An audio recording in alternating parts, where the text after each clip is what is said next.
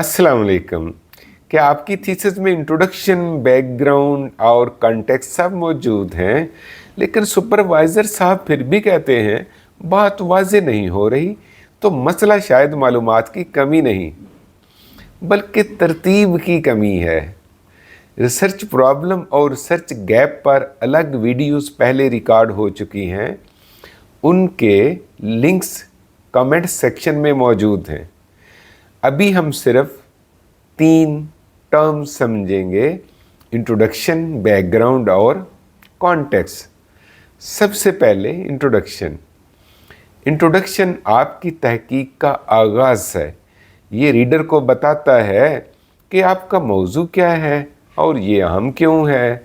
मसलन अगर आपका मौजू हो यूनिवर्सिटी स्टूडेंट्स में मसनूई ज़हानत के इस्तेमाल और तालीमी दिलचस्पी का रिलेशनशिप, इंट्रोडक्शन में आप बताएंगे कि मसनूई ज़हानत तालीम, सीखने, राइटिंग, असेसमेंट और एजुकेशनल वर्क को तब्दील कर रही है। स्टूडेंट्स इसे मालूमात, मदद और फौरी फीडबैक के लिए इस्तेमाल कर रहे हैं, इसलिए ये समझना ज़रूरी है कि इसका स्टूडेंट्स के सीखने की दिलचस्पी पर क्या असर पड़ता है। ये इंट्रोडक्शन है। ये सिर्फ एक सवाल का जवाब देता है कि मेरा मौजू क्या है और ये क्यों अहम है। लेकिन यहाँ एक एहतियात ज़रूरी है। इंट्रोडक्शन में पूरी साबिक़ा तहकीक बयान नहीं करनी, इसका काम सिर्फ मौजू का दरवाज़ा खोलना है। अब आते हैं बैकग्राउंड की तरफ। बैकग्राउंड मौजू के पीछे मौजूद इल्मी कहानी बयान करता है। ये बताता है कि इस मौजू पर पहले क्या तहकीक हो चुकी है, इससे क्या बातें सामने आई हैं और मज़ीद तहकीक की ज़रूरत क्यों महसूस हुई है।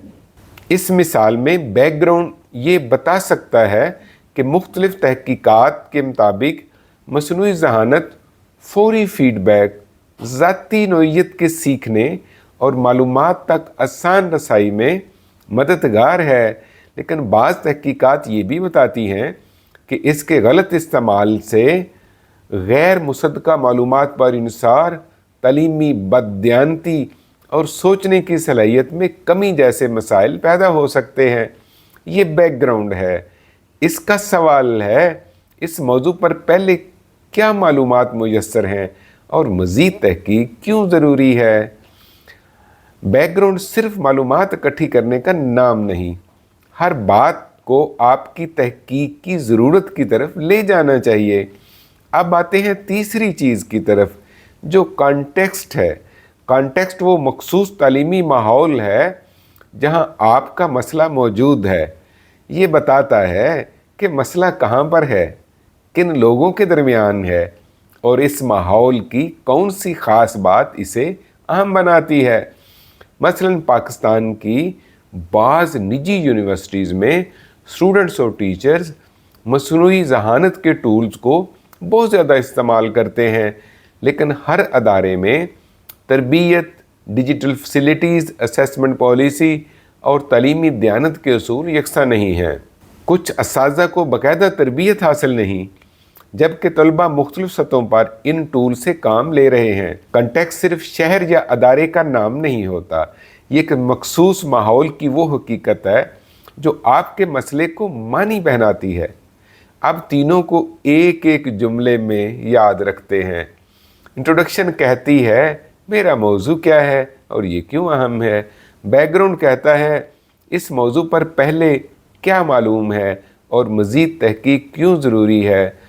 कॉन्टेक्स्ट कहता है ये मसला कहाँ और किन लोगों के दरमियान और किन मखसूस हालात में मौजूद है। अब अपने थीसिस के इब्तदाई सफ़ात को देखें और ख़ुद से सिर्फ 3 सवाल करें। क्या मैंने मौजू और इसकी अहमियत वाज़ेह की है? क्या मैंने साबिक़ा तहकीक से मज़ीद तहकीक की ज़रूरत दिखाई है? और क्या मैंने अपने मखसूस माहौल की असल सूरत-ए-हाल बयान की है?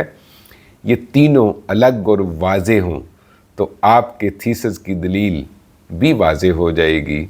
Thank you very much.